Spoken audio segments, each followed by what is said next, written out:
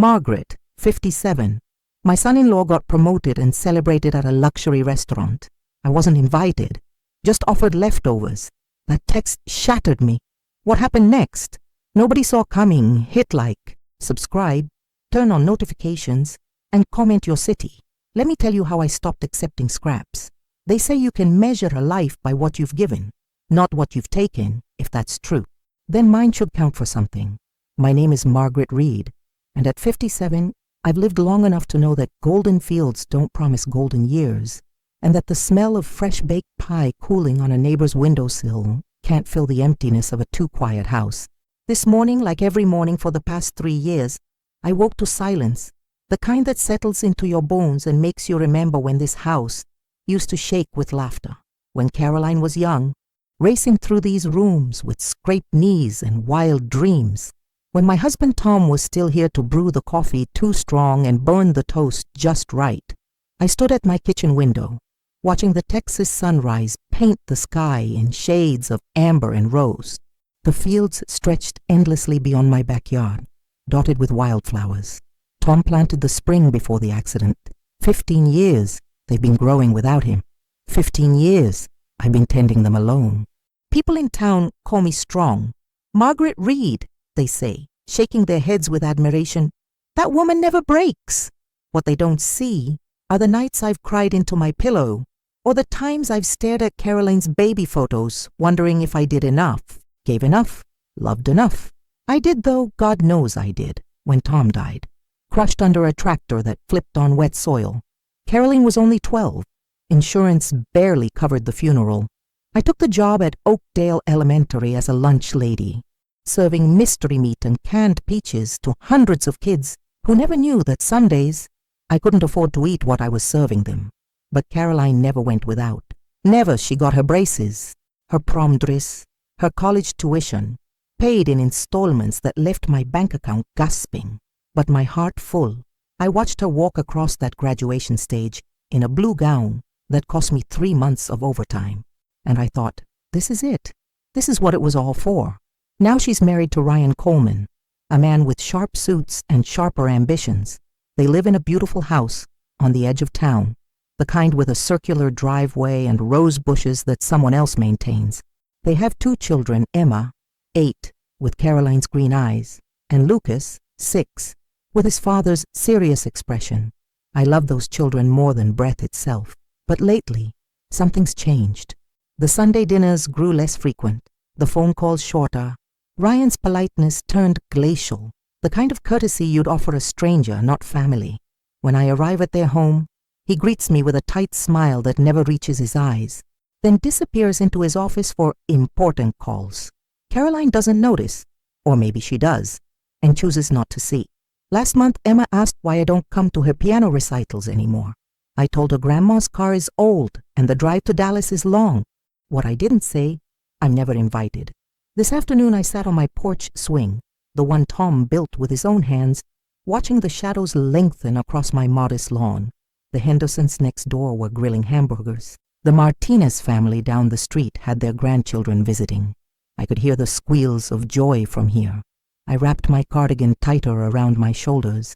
Though the evening was warm, there's a particular kind of loneliness that comes from having people you love exist just beyond your reach, close enough to see, too far to touch. I've worked my whole life to build bridges to my daughter's happiness, only to find myself standing on the wrong side of the water, watching her sail away. But I'm not bitter. Bitterness is a poison. I refuse to drink. Tomorrow, I'll wake up and tend Tom's wildflowers. I'll bake something. Maybe apple pie, his favorite. I'll wave to the neighbors and ask about their day. I'll pray for Caroline and Ryan and those beautiful grandchildren. Because that's what you do when you're a mother you love. Even when love isn't returned, you give. Even when the giving hurts, you believe. Even when belief seems foolish. As I watched the sun dip below the horizon, painting the sky in shades of goodbye, I whispered into the twilight, please, let them remember. Let them remember who was there when no one else was. The fields whispered back, but I couldn't understand the words. Friday morning arrived with the kind of brightness that feels almost mocking when your heart is heavy. I was at the kitchen counter, measuring coffee grounds with the precision of ritual. when my phone buzzed against the Formica. Caroline's name lit up the screen.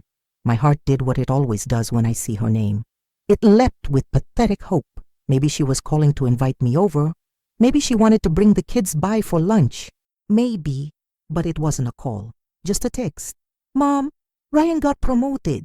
He's regional manager now. We're celebrating tonight at a restaurant in Dallas. I'll stop by after and bring you some leftovers. Okay? I stared at those words until they blurred, read them again and again. Leftovers. Not, would you like to join us? Not, we'd love to have you there. Not even, wish you could come. Just leftovers. Like I was a stray dog waiting by the back door for scraps. The coffee pot gurgled, filling the kitchen with a rich aroma that suddenly made my stomach turn. I set down my phone with trembling hands and gripped the counter's edge, knuckles white against the faded yellow surface. How does a mother respond to this? What words exist for the feeling of being erased from your own daughter's joy? I picked up the phone, deleted 3 different responses. Settled on, congratulations, sweetheart. Give him my best. So happy for you both. The lie tasted like ash. I hit send before I could change my mind, then stood there in my kitchen. The same kitchen where I'd celebrated Caroline's every achievement with homemade cakes and tearful hugs, and felt something inside me crack. Not break, not yet, just crack. The rest of the morning passed in a fog. I cleaned the bathroom until the tiles gleamed, reorganized the linen closet, pulled weeds from Tom's flower beds with savage efficiency. Dirt caking under my fingernails as I yanked out roots that didn't want to let go. The sun climbed higher, turning the air thick and heavy. Around noon, my phone rang. Sarah Mitchell from church. Margaret, I just heard about Ryan's promotion. You must be so proud. When's the celebration? The casual cruelty of the question nearly undid me. Tonight, I managed. They're going to a nice place in Dallas. Oh, how wonderful. What time should I? She paused. Wait, you're going, right? The silence stretched like taffy. Margaret! I wasn't invited, Sarah. The words came out smaller than I intended. Caroline's bringing me leftovers after. The sharp intake of breath on the other end told me everything. Sarah was a good woman, but she was also human, and humans love to witness tragedy, even when they genuinely care. Oh, honey, I'm sure it's just, maybe it's a work thing, just colleagues. We both knew that was a lie. Ryan had posted on social media about celebrating with family at the Golden Star. I'd seen it. The whole town had probably seen it. Maybe, I said, giving her the out she needed. Listen, Sarah, I should go. Laundry calling. I hung up before she could offer the pity I couldn't bear to receive. The afternoon dragged like a wounded animal. I tried to read but couldn't focus. Tried to watch television, but every commercial seemed to feature happy families gathered around dinner tables, raising glasses in celebration. I turned it off. At 4 o'clock, I found myself in Caroline's old bedroom, untouched since she moved out. Her high school trophies still lined the shelf. Her prom photo, me beaming beside her in my best dress, the one I'd worn to Tom's funeral and every important occasion since, sat on the nightstand. I picked up the frame, traced my finger over her young face. Where did I lose you? I whispered to the girl in the photograph. When did I become someone you hide? The girl just smiled, frozen in time, before life taught her to be ashamed of cheap dresses and simple mothers. By 6 o'clock, the golden hour was painting my living room in shades of amber. I sat in Tom's old recliner, the one I couldn't bear to throw away, and stared at nothing. My phone buzzed. Caroline again, having such a great time. Ryan's co-workers are so nice. Food is amazing. See you later. A photo followed. Caroline and Ryan at a candlelit table, champagne flutes raised, both glowing with success and wine, and the particular happiness of people who've forgotten where they came from. I zoomed in on Caroline's face, searched for any trace of guilt, any hint that she'd thought of her mother sitting alone while she celebrated with strangers. Found nothing that night, after the sun had set and the house had grown dark around me. I did something I hadn't done since Tom died. I cried. Not the quiet, dignified tears of grief, but the ugly, gasping sobs of someone who's finally admitted that love isn't always enough, that sacrifice doesn't guarantee gratitude, that you can give everything and still end up with nothing but leftovers. When the tears finally stopped, I sat in the darkness and made myself a promise. I would never beg for my daughter's love. I would never make her feel guilty, but I would also never again pretend that leftovers were enough. Somewhere in Dallas, my family was raising glasses and making toasts, and here I was, in the house that love built, learning what it means to be forgotten. Saturday morning, I woke with swollen eyes and a headache that felt like penance, the kind of pain that reminds you crying solves nothing, but sometimes the body needs to expel what the heart can't hold. I forced myself through the motions, shower, coffee, toast. I didn't eat. By 9 o'clock, I was staring at my reflection, trying to recognize the woman looking back. Older, tired, but not broken. Not yet. I needed to get out. These walls were closing in, thick with yesterday's humiliation. The grocery store seemed safe enough. Public but anonymous. I could hide among the produce and cereal aisles. Just another Saturday shopper with nothing better to do. Thompson's Market hadn't changed in 30 years. Same squeaky wheel on cart number 7. Same fluorescent lights that made everyone look slightly jaundiced. Same elderly Mr. Thompson at the register. Now assisted by his grandson, I was examining tomatoes, looking for the perfect ones I didn't really need, when I heard it. Margaret! Margaret Reed! No, it can't be! The voice hit me like a time machine. Deep, warm, with a Texas drawl softened by years lived elsewhere. I turned, tomato in hand, and saw him. James Walker. 40 years melted away in an instant. There he was, taller than I remembered, but with those same kind eyes, now framed by silver hair and laugh lines that suited him. He wore jeans and a button-down shirt, looking successful without trying to prove it. James Walker, I breathed, genuinely smiling for the first time in days. Is that really you? In the flesh. His grin was infectious, though considerably more flesh than the last time you saw me. He opened his arms and I stepped into a hug that felt like coming home. He smelled like cedar and something expensive but not overwhelming. What are you doing here? I asked, stepping back to really look at him. Last I heard, you'd moved to, where was it, California? Denver, then Phoenix, then California, then back to Texas. He laughed. I'm in Dallas now, just drove out to visit my sister in Oakdale. Thought I'd stop by the old market, see if Mr. Thompson finally fixed that squeaky cart. Number 7 still squeaks. Some things never change. His expression grew softer. You look good, Margaret, really good. I must have looked terrible. Anyone with functioning eyes could see I'd been crying, but I appreciated the lie. You always were a charmer, James Walker. Remember that time you convinced Mrs. Henderson you were a foreign exchange student, so she'd give you extra cookies? French accent and everything, he laughed. Then his face grew more serious.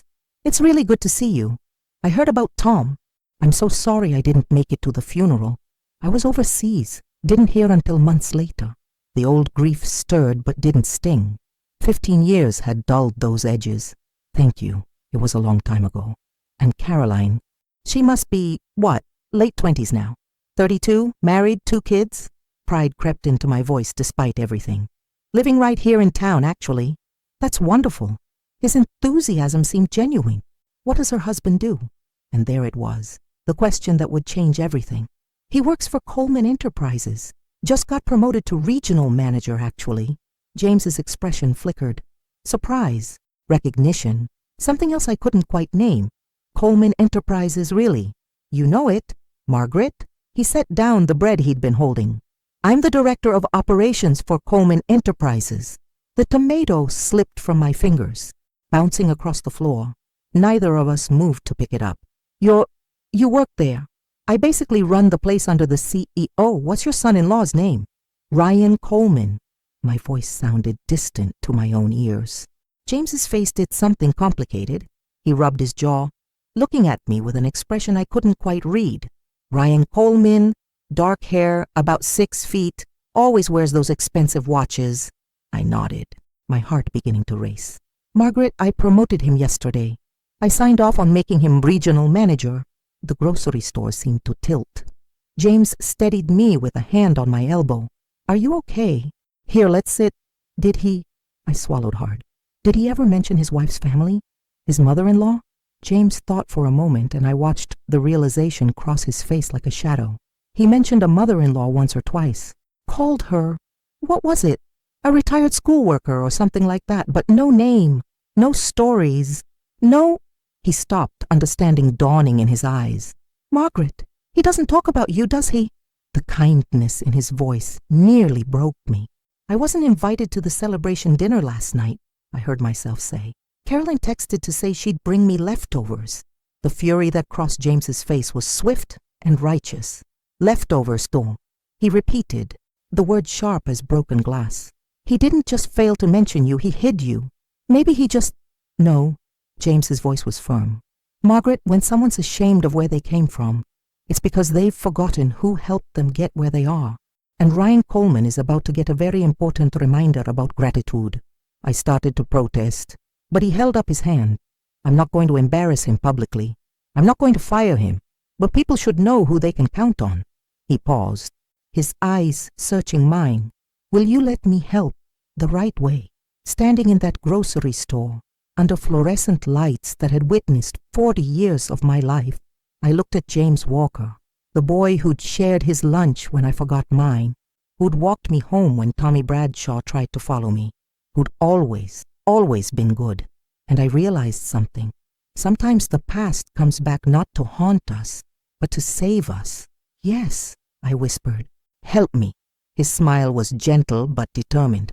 Good people shouldn't have to eat leftovers, Margaret. It's time for a different kind of dinner party. James and I stood in the parking lot of Thompson's Market for another 20 minutes, leaning against his sleek silver Lexus, the kind of car Ryan would appreciate, I thought bitterly. Catching up on 40 years in fragments and highlights, he'd never married. Came close twice, he said with a self-deprecating smile. But I guess I was married to my career instead. Woke up at 55, realizing I'd built an empire, but forgotten to build a life. I told him about the years after Tom died, the struggle, the small victories. He listened the way few people do anymore, without checking his phone, without waiting for his turn to talk, just listening. When we finally exchanged numbers, he held my hand for a moment longer than necessary. Margaret, I mean what I said. This needs to be addressed. I don't want to cause problems for Caroline. Caroline's not the problem, he said gently. The problem is a man who thinks success means forgetting where he came from. Trust me. And somehow, impossibly, I did. That evening, my phone rang just as the sun was setting. That golden hour when everything looks beautiful and everything hurts a little more. Margaret, it's James. Do you have a minute? I settled into Tom's recliner. All the time in the world. I've been thinking about this all day. His voice was measured, careful. I did some discreet checking. Ryan never mentions his personal life at work. No photos on his desk. No stories about his kids at company lunches. It's like his family doesn't exist except as an abstract concept. My chest tightened. Maybe he just keeps work and home separate. Maybe. But Margaret, when I mentioned you were his mother-in-law, 3 of his colleagues looked surprised. They didn't even know he was married to someone from around here. He's told people his wife is from Dallas, that they met at some networking event. The lie shouldn't have hurt more than the exclusion, but somehow it did. Why would he lie? Because the truth doesn't fit the story he wants to tell. James sighed. I've seen it before. People who climb the ladder and then kick it away so no one can follow. They think success is about distance from their past, rather than building on it. I closed my eyes, thinking of all the Sunday dinners I'd cooked, all the times I'd babysat so they could have date nights, all the Christmas presents I'd saved for months to afford. What do you suggest? I want to visit them. Tomorrow night, unannounced, you'll be there. I'll pick you up first. We'll just drop in, nothing aggressive, nothing dramatic. Just a friendly visit from an old friend and his colleague's mother-in-law. James, I don't know if... Margaret, his voice grew softer. I can't fix what happened last night. I can't make Caroline uninvite you retroactively. But I can remind Ryan that respect isn't optional, it's essential. Especially for the people who helped make us who we are. Silence stretched between us. In the background, I could hear music playing on his end. Jazz. Something smooth and melancholy. What if it makes things worse? I whispered. What if Caroline gets angry with me? Then she needs to examine why she'd be angry at her mother for existing. His tone was firm, but not unkind. You're not asking for special treatment, Margaret. You're not demanding anything. You're simply refusing to be invisible. There's a difference. And Ryan needs to understand that character matters more than title. And if he can't treat his wife's mother with basic respect, then he's not the kind of leader I want representing my company. The steel in his voice surprised me. You'd really? I won't fire him over this, James clarified quickly. But I will make it very clear that integrity isn't negotiable. How he treats you tells me everything I need to know about how he'll treat clients, employees, everyone. Contempt is like water. It finds its way into everything.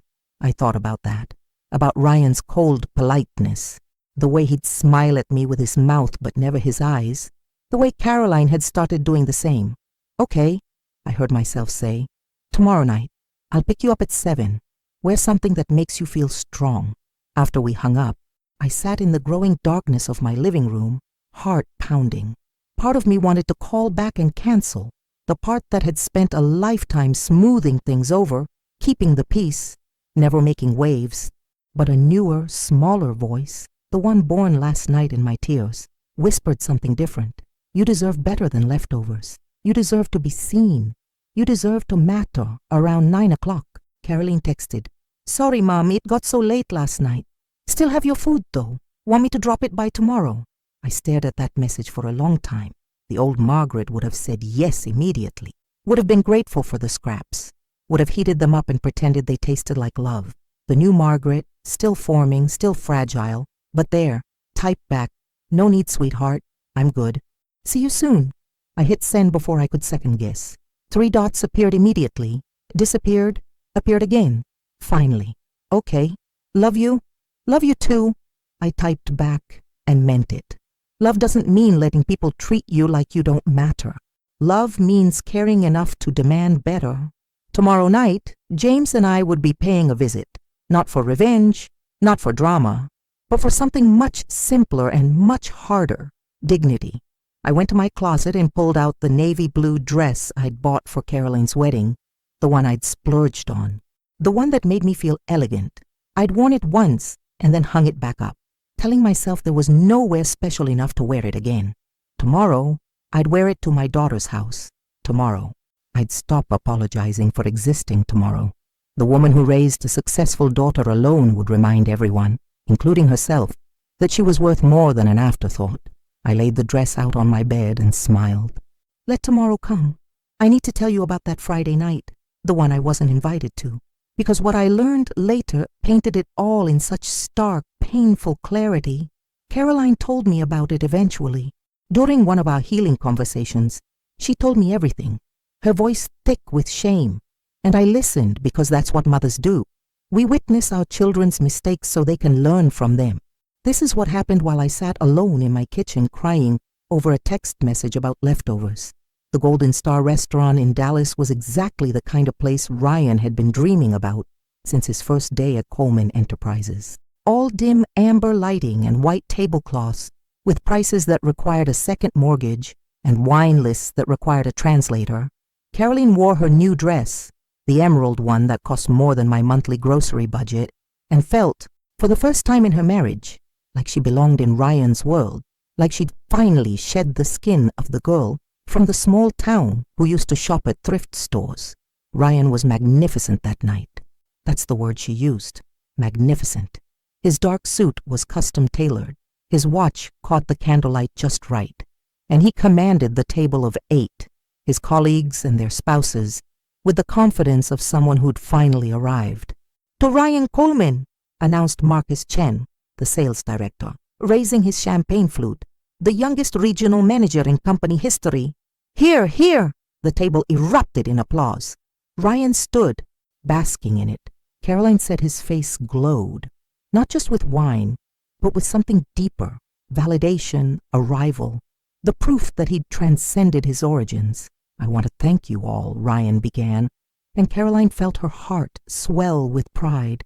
This promotion represents everything I've worked for, coming from nothing, building something, proving that in this company, merit matters more than background. From nothing, Caroline said those words echoed in her head, but didn't land. Not yet. Tell us about the first time you walked into Coleman Enterprises, prompted Sheila Rodriguez, Marcus's wife, who wore diamonds that could fund a small country. Were you intimidated? Ryan laughed. took a sip of his champagne, terrified. I was this kid from community college, surrounded by Ivy League graduates. But I learned something important. Confidence is more valuable than pedigree. You can become whoever you decide to be. More applause. Caroline beamed. What about family? Asked Tom Morrison, the finance manager. Does your wife's family live nearby? Caroline felt her smile freeze. Ryan's hand found hers under the table, squeezed it once, a signal she'd learned to read as let me handle this. Caroline's family is pretty quiet, he said smoothly. Small-town folks, you know. Her mother's retired, keeps to herself mostly. Very independent woman, doesn't like to be fussed over. The lie was so smooth, so practiced, that Caroline almost believed it herself, almost forgot the text she'd sent that morning, offering leftovers like charity. And your parents? Sheila asked. Gone, Ryan said, his voice carrying just the right note of dignified sadness. Lost them both young, taught me to be self-reliant. More sympathetic murmurs, more wine poured. The conversation moved on.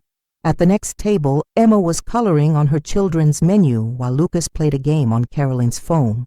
Both kids were dressed in their finest clothes, looking bored and expensive. Mama, when can we go? Emma whispered. This is boring. Soon, baby. Daddy's having an important dinner. Grandma Margaret's house is more fun. Caroline felt something twist in her chest. Shh, not now. The dinner stretched on. Course after course of food Caroline couldn't pronounce, served by waiters who moved like ghosts. Ryan ordered the most expensive bottle of wine, twice, and made jokes about company politics that everyone laughed at a beat too long. Caroline watched her husband hold court and felt something she'd never felt before, uncertainty. When did he become this person? When did she, around dessert, some architectural creation of chocolate and gold leaf? Marcus leaned back in his chair and said, Ryan, you remind me of myself 20 years ago. Hungry, smart, unencumbered by the baggage of family obligations that slow other people down. Exactly, Ryan agreed, too quickly. No offense to people with complicated family situations. But traveling light makes climbing faster. Caroline's fork paused halfway to her mouth. Traveling light, is that what her mother was? Baggage. She glanced at Emma, who'd fallen asleep with her head on the table, and Lucas, who was fighting to keep his eyes open. They should have been at Margaret's house, eating pot roast and learning to play checkers. Instead, they were props in Ryan's performance of success. The bill arrived, $473, not including tip. Ryan paid it without flinching, his new credit card gleaming. We should do this monthly, he announced. Celebrate every win. Life's too short to not enjoy success. Everyone agreed enthusiastically. As they left, the maitre d' handed Caroline a bag of leftovers. For the lady's mother, Ryan had requested, making a show of his thoughtfulness. Caroline held that bag in the car ride home, leather seats cool against her bare legs, children sleeping in the back, and felt the weight of what she'd become. Her phone buzzed, her mother's response. No need, sweetheart. I'm good. See you soon. Short, polite, distant. For the first time, Caroline heard what wasn't said. Ryan? She ventured as they pulled into their circular driveway. Maybe we should have invited my mom tonight. To the Golden Star, he laughed. Not unkindly. Caroline, your mother would have been uncomfortable, trust me. I did her a favor. But she doesn't fit that world, baby, and that's okay. Not everyone needs to be part of everything. She's happy with her simple life, like it was a choice. Like Margaret hadn't worked herself to exhaustion to give Caroline anything but simple. They carried the sleeping children inside. Ryan already on his phone checking work emails. Caroline carrying the bag of leftovers that suddenly felt heavier than it should. She didn't know it yet, but in less than 24 hours, this perfect night, this celebration of triumphant arrival, would crack open like an egg, revealing something rotten at its center. Sometimes we don't see what we've become until someone holds up a mirror, and James Walker was about to bring the biggest mirror Caroline had ever seen. Sunday evening arrived with the weight of destiny. James picked me up at 7 sharp, driving his Lexus like a man on a mission. I wore my navy dress, pearl earrings Tom had given me for our 10th anniversary, and a courage I didn't quite feel but was determined to fake. You look wonderful, James said as I slid into the passenger seat. I looked terrified. That too. But terrified and wonderful aren't mutually exclusive. He smiled. Ready? No, but let's go anyway. Carolyn's house sat at the end of Magnolia Drive, all brick and bay windows and landscaping that whispered money. James parked on the street rather than the circular driveway. Less aggressive, he explained, and we walked to the front door together. What if they're not home? I whispered. Caroline's car is in the driveway, and Ryan would never miss Sunday evening. It's when he reviews the week and plans the next. How do you know that? I taught him that habit. James's smile was grim. I taught him a lot of things. Let's see what he remembers. He rang the doorbell. Through the frosted glass, I could see movement, heard Ryan's voice. Who comes by at 7 on a Sunday? The door opened. Ryan stood there in expensive loungewear, the kind that costs what I spend on groceries for a month. And his face went through a remarkable transformation. Confusion, recognition, panic, all in about 3 seconds. Mr. Walker, his voice cracked slightly.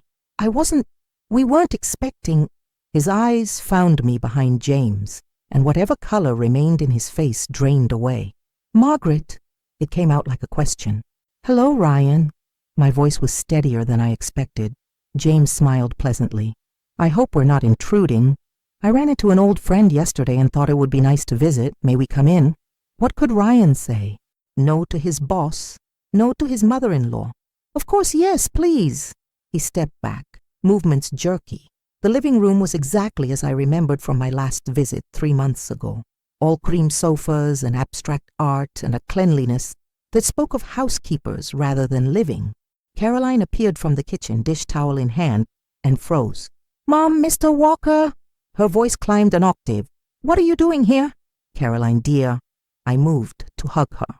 Felt her body stiffen in my arms. James and I were catching up. He suggested we drop by.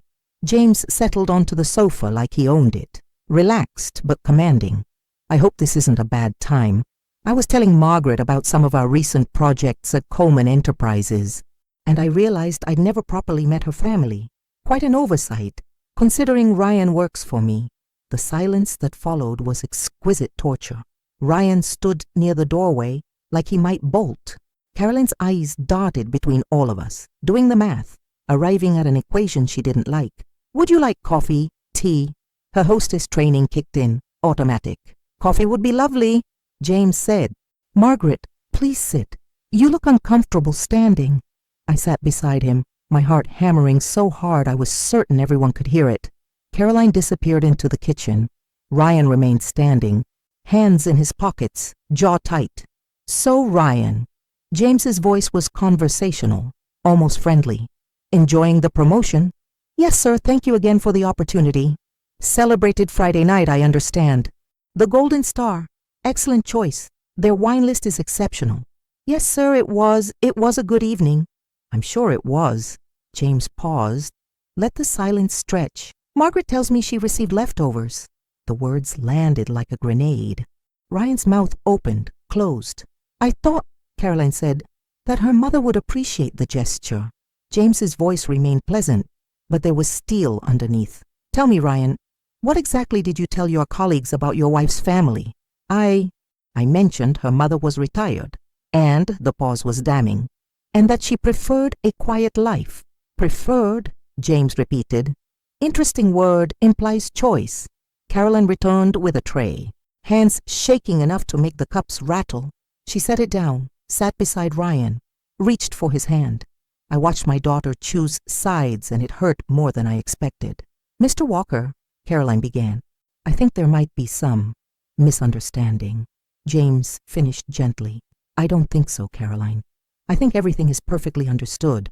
Ryan was promoted Friday. He celebrated at an expensive restaurant with colleagues. His mother-in-law, the woman who raised his wife alone, who babysat your children, who by all accounts sacrificed everything for family, wasn't invited. Is that accurate? Mom, Caroline turned to me, eyes bright with tears. You know you wouldn't have felt comfortable there. All those people, that atmosphere. You mean I would have embarrassed you, I said quietly. No, you just thought I didn't belong in your new world. My voice was soft but clear, that I was too simple, too small town. too much a reminder of where you came from. The tears spilled over. That's not fair. You're right, I agreed. It's not fair. None of this is fair. James leaned forward. Ryan, when you interviewed for regional manager, I asked you about values. Do you remember what you said? Ryan swallowed hard. I said that integrity and loyalty were non-negotiable, and yet you've hidden your own family. You've never mentioned Margaret at work. You speak of your wife's background like it's something to overcome rather than honor. You've built your success on the foundation of people you now pretend don't exist. I never meant. Intent doesn't matter when the impact is clear. James's voice hardened. I've seen this before. People who climb the ladder and then pull it up behind them. They think success is about distance from their past, rather than gratitude for it. And I'm telling you right now, Ryan, that's not leadership. That's cowardice. The living room felt too small, too hot. Ryan's face was red. With all due respect, sir. Respect, James stood. Interesting that you mention respect, because that's exactly what this is about. Respect isn't bringing someone leftovers, Ryan. Respect is making sure they never feel like an afterthought in the first place. I stood too, suddenly exhausted. Caroline, Ryan, I didn't come here to cause problems. Then why did you come? Ryan's voice was sharp, defensive. Because I'm your mother-in-law, I said simply. And I deserve better than this. The words hung in the air like smoke after a fire. Visible, lingering, impossible to ignore. I deserve better than this. Caroline's face crumpled. Not the delicate crying of someone seeking sympathy, but the ugly, gasping sobs of someone whose carefully constructed world had just collapsed. Mom, she choked out, moving toward me. Mom, please. I held up my hand, stopping her. Let me finish. Ryan stood rigid, a statue of defensive anger. James remained by the door, present but allowing me my moment. I have never, I continued, my voice shaking but determined, asked you for anything. Not money, not attention, not recognition. All I ever wanted was to be part of your life, to be included in the moments that matter. You are part of my life. Am I? The question came out sharper than intended. When was the last time you invited me to dinner? Not dropped by with food, not texted me a photo, actually invited me to sit at your table. Caroline opened her mouth, closed it. The silence was answer enough. And you? I turned to Ryan, who flinched like I'd struck him. I have never been anything but kind to you. I welcomed you into our family. I babysat your children at a moment's notice. I made your favorite meals when you were stressed about work, and you repaid that by being ashamed of me. I'm not ashamed. Then why don't your colleagues know who I am? My voice rose, despite my best efforts. Why did you tell them Caroline's family was quiet and simple? Why did you make it sound like we were something to be managed rather than celebrated? Ryan's jaw worked, but no words came out. James spoke quietly from behind me. I'll tell you why. Because Ryan convinced himself that success means severing ties with anything that reminds him of struggle. He thinks being self-made means pretending no one ever helped him. That's not true, Ryan finally found his voice. I acknowledge my wife. Your wife isn't the problem, James interrupted. Your character is. Margaret isn't asking to be part of your professional life. She's asking to be part of her daughter's family. And the fact that you can't see the difference tells me everything I need to know about your priorities. Caroline was fully crying now. Mascara running down her cheeks in dark rivers, she sank onto the sofa, burying her face in her hands. I didn't mean for this to happen, she sobbed. I just wanted everything to be perfect. Ryan was finally getting recognized, finally moving up, and I wanted... You wanted to fit in, I said softly, sitting beside her. You wanted to be part of his world so badly that you forgot where you came from. I didn't forget. Then why wasn't I invited Friday night? The question hung between us. Caroline raised her head, met my eyes, and for the first time in years, I saw my daughter. Really saw her. Not the polished woman with the expensive highlights and designer clothes, but the girl who used to cry in my arms when kids at school made fun of her thrift store jeans. Because I was ashamed, she whispered. The admission was a knife to my heart, but at least it was honest. Ashamed of what? Of where we came from, of the tiny house and the second-hand furniture, and the fact that you worked in a school cafeteria. The words tumbled out in a rush. Ryan's colleagues have mothers who are lawyers and doctors and entrepreneurs, and I have a mother who sacrificed everything so you could be something I never was. I finished quietly. Caroline dissolved again. I'm so sorry, God, Mom, I'm so sorry. I put my arm around her, felt her shake against me. I know you are. I don't know what happened to me, she whispered against my shoulder. I don't know when I became this person. I do, James said, his voice gentle but firm. He turned to Ryan. It happened when you started measuring worth by wealth, when success became about image instead of integrity. Ryan's defenses finally cracked. I just wanted to give her a better life. Better than what? James challenged. Better than being raised by a mother who loved her enough to work 2 jobs. Better than having a family that actually showed up for each other. Ryan, you've confused comfortable with better. I grew up with nothing. Ryan's voice was raw.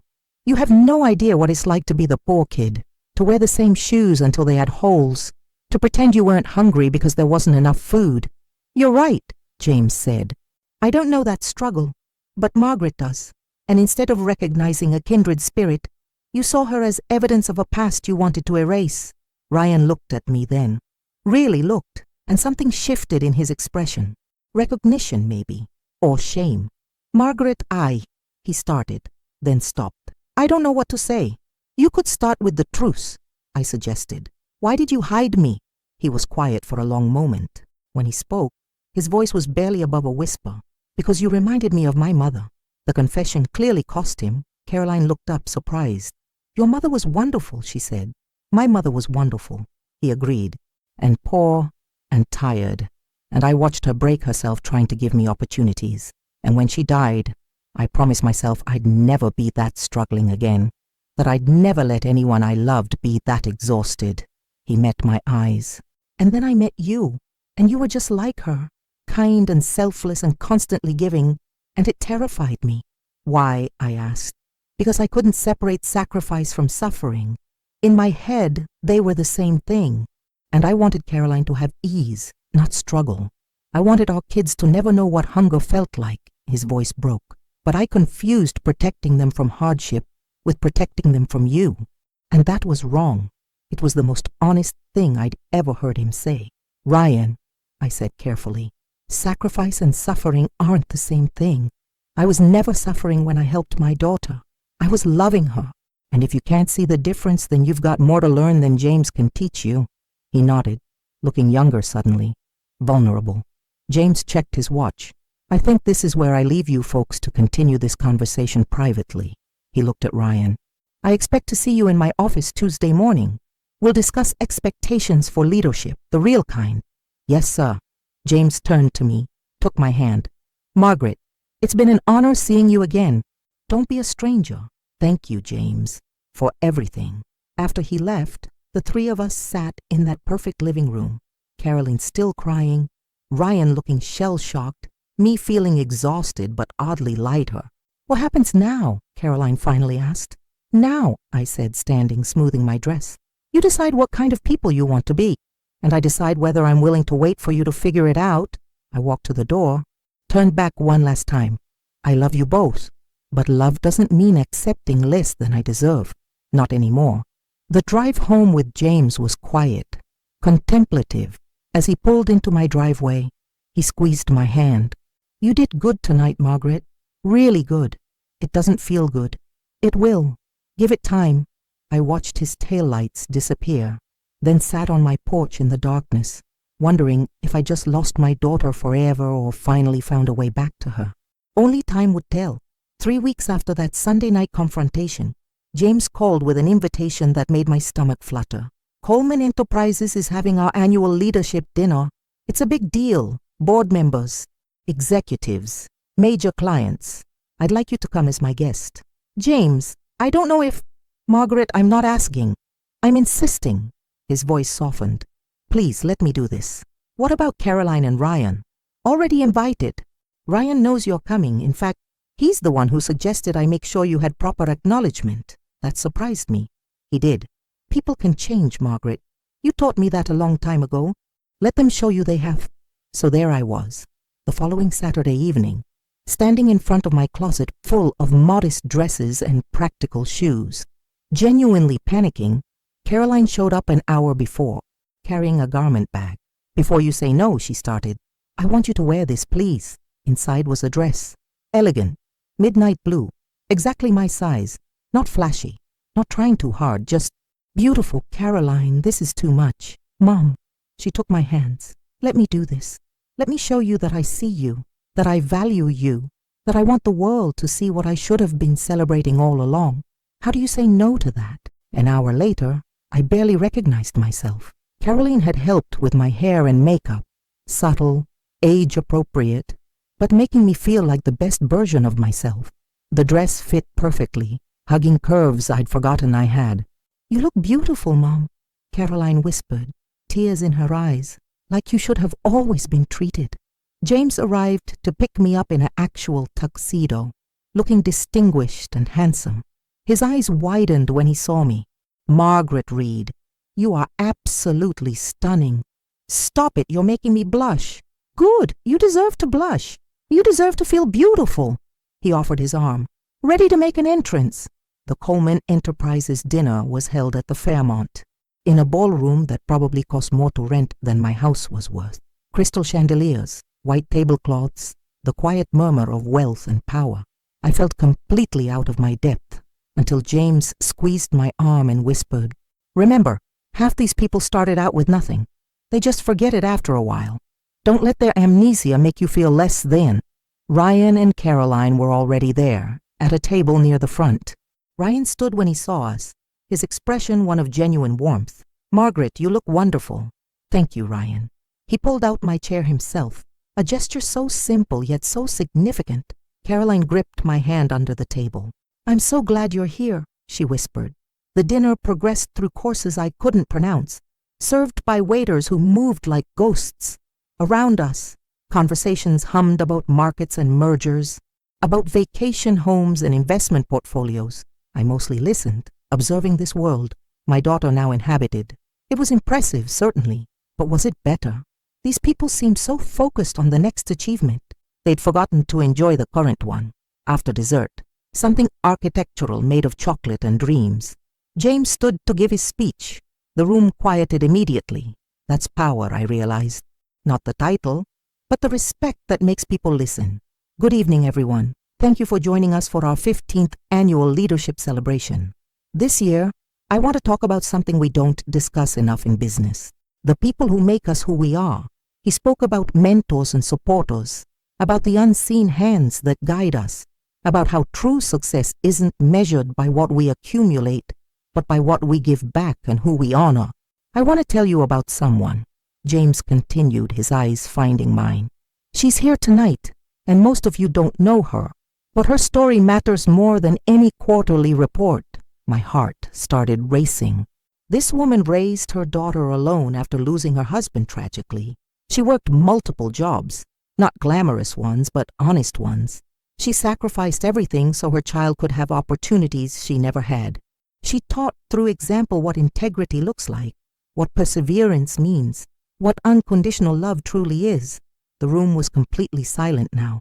She never asked for recognition, never demanded gratitude. She simply loved, gave, and believed, and because of her, her daughter succeeded. Because of her, her son-in-law, one of our own rising stars, has a family foundation built on something stronger than ambition. Values. I felt tears threatening but held them back. This woman taught me, many years ago, what it means to show up for people, not when it's convenient, not when there's something to gain, but simply because it's right. James smiled directly at me.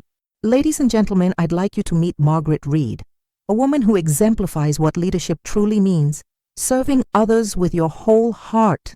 The ballroom erupted in applause. James gestured for me to stand. I did, legs shaking, completely overwhelmed. People I'd never met were on their feet, clapping. Caroline was crying openly, proud tears this time. Ryan stood beside her, applauding with genuine respect. "Margaret," James continued, "taught me that success without character is just noise, that climbing means nothing if you're stepping on people to get there. The true wealth is measured in the lives you touch, not the zeros in your bank account. More applause. Someone shouted, "Here, here." So tonight, as we celebrate another year of growth and achievement, I want us to remember the Margaret Reeds of the world, the unsung heroes who never make headlines but make everything possible. To Margaret, and to all the people who loved us into who we are today. The room raised their glasses. To Margaret, I couldn't speak, could barely breathe. James came to my side, helped me sit as the applause continued. Caroline leaned over, whispering through her tears.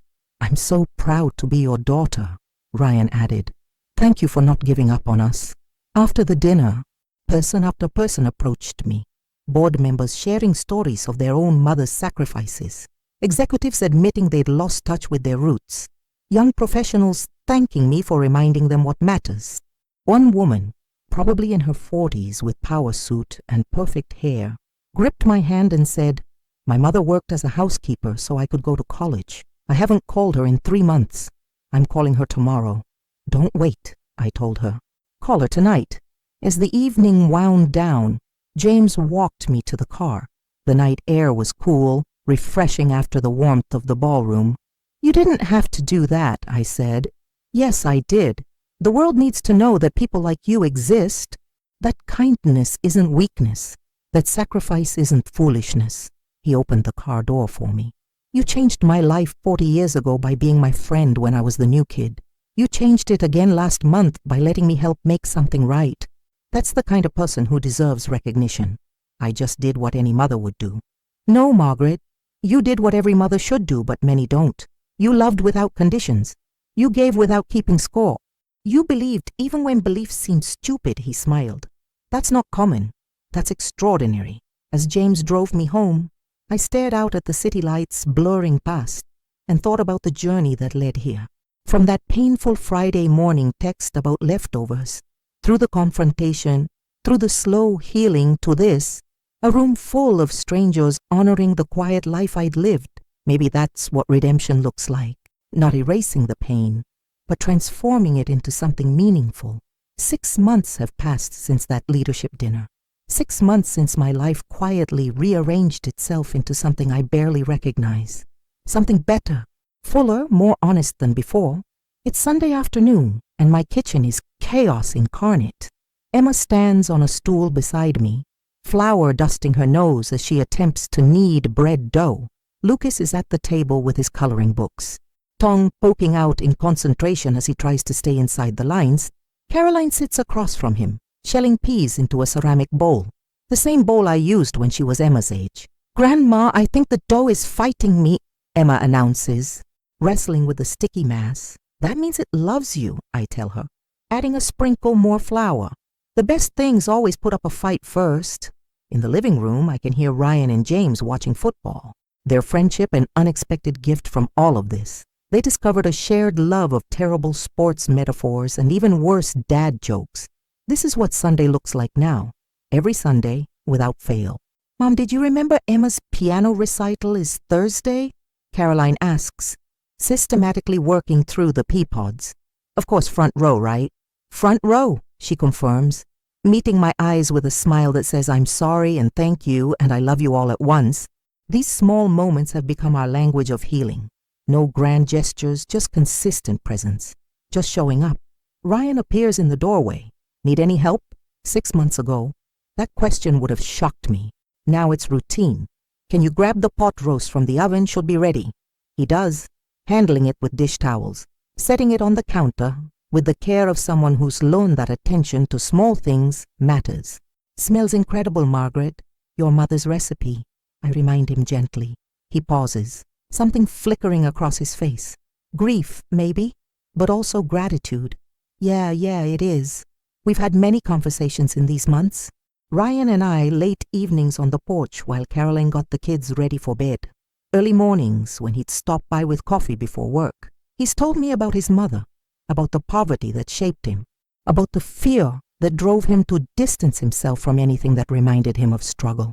"I thought I was protecting my family from hardship," he'd said one evening, "but I was actually depriving them of authenticity, of connection, of knowing where they came from. And now," I'd asked, "now I'm trying to build something real instead of something impressive." He's kept that promise.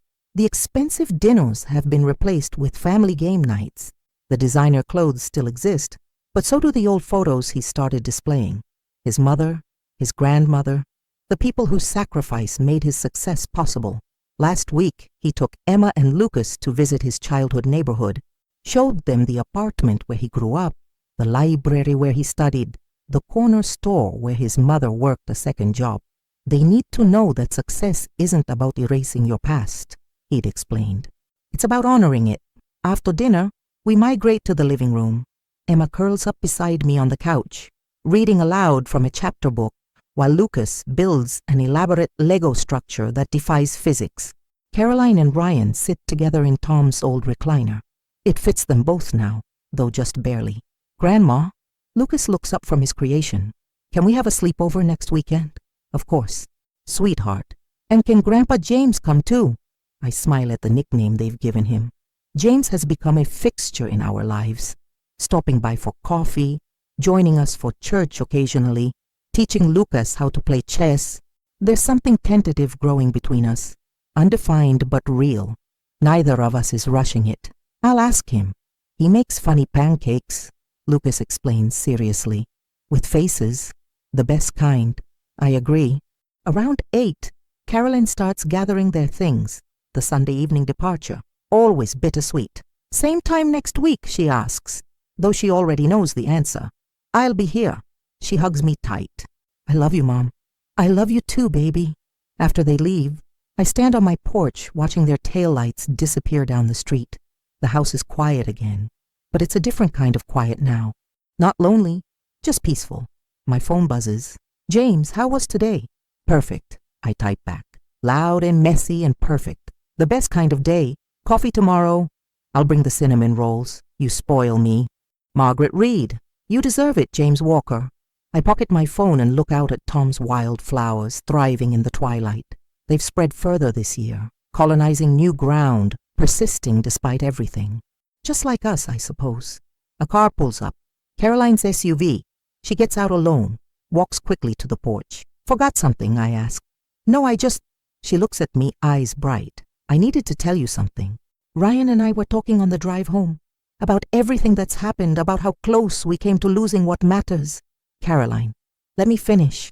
She takes my hands. I know I apologized. I know we're working on rebuilding. But I need you to know something else. You saved us, Mom. That night when you and James showed up, when you finally said enough, you saved our family. I didn't. You did. Because if you'd kept accepting less than you deserved, I would have kept giving less than I should. We would have drifted further apart until we couldn't find our way back. Tears spill over. You taught me that love isn't just acceptance. Sometimes it's boundaries. Sometimes it's saying, this isn't okay. And that was the most loving thing you've ever done for me. We hold each other in the porch light, moths fluttering around us, the night air carrying the scent of honeysuckle and second chances. I'm just glad we found our way back, I whisper. Me too, Mom. Me too. After she leaves again, I sit on Tom's swing and let myself cry a little. Happy tears this time, cleansing tears. Tears for all the pain that led us here, and all the healing that followed. My phone buzzes again, an email notification from Ryan with the subject line, "Thank you." I open it, Margaret. I'm not good at expressing feelings, but I'm trying to learn. I wanted you to know that you've taught me more about leadership in 6 months than I learned in 6 years. Climbing the corporate ladder. Real strength isn't about never showing vulnerability. It's about being honest, even when honesty is hard. Real success isn't about how high you climb. It's about who you bring with you and who you honor along the way. Real family isn't about perfection. It's about persistence, about showing up even when showing up is uncomfortable. You showed me all of this by example, by refusing to be invisible, by demanding the respect you deserve, by forgiving us when we didn't deserve forgiveness. I can never undo the pain I caused, but I can spend the rest of my life making sure Emma and Lucas grow up knowing their grandmother's worth, knowing that kindness is strength, knowing that where you come from matters less than how you treat the people who helped you get where you're going. Thank you for not giving up on us. With gratitude and respect. Ryan, I read it twice, then save it to a folder I've titled Worst Keeping. The evening deepens around me. In the distance, a dog barks. The Hendersons' grandchildren laugh in their backyard. Life continues, it's beautiful. Ordinary march forward. I think about that Friday morning 6 months ago, when a text message about leftovers broke something inside me, when I realized I'd been making myself small to fit into spaces that should have expanded to hold me. I think about the choice I made to demand better, to let James help, to risk everything for the possibility of being truly seen. It could have gone so differently. Caroline could have chosen Ryan over me. The confrontation could have destroyed rather than healed. I could have ended up more alone than ever. But that's the thing about standing up for yourself. It's always a risk, always a gamble. You never know if people will rise to meet your standards or walk away from them. I got lucky, or maybe it wasn't luck. Maybe it was love, real love, the kind that survives being tested.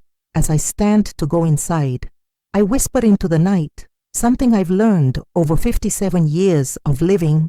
Life always returns what you give it. Sometimes it takes a while.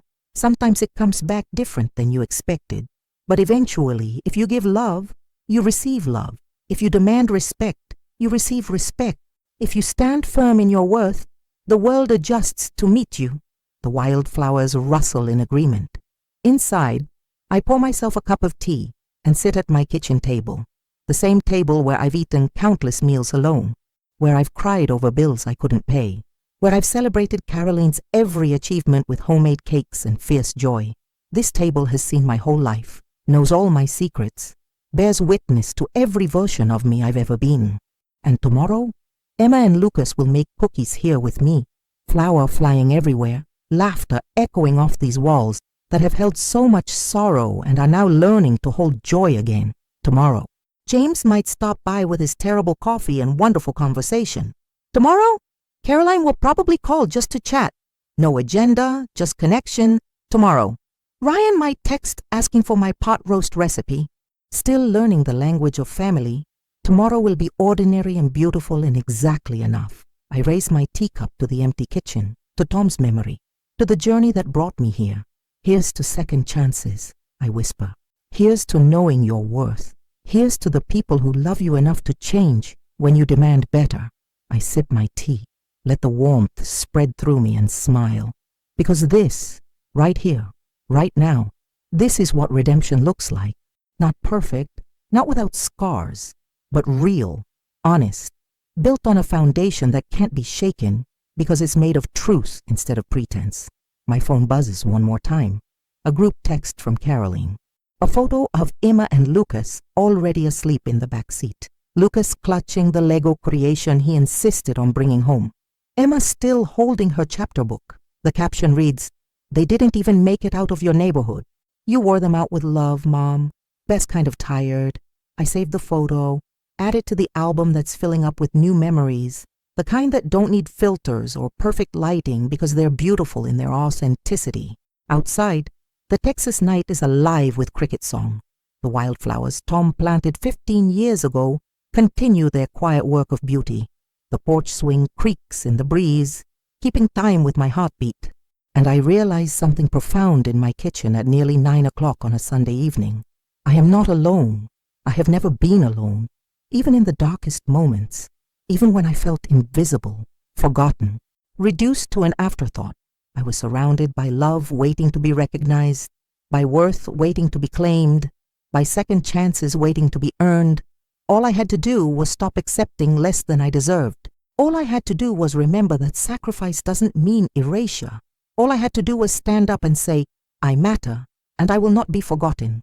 The rest, the healing, the reconciliation, the rebuilding, all of it followed from that one moment of courage. I finish my tea, rinse the cup, and turn off the kitchen light. Tomorrow will bring its own challenges. Emma's recital, James's coffee, Caroline's call, Ryan's continued journey toward becoming the man he wants to be. Life's beautiful, messy, ordinary magic. But tonight, I'm going to sleep in the house that love built, in the bed I've slept in for 30 years, wrapped in the peace that comes from finally being seen.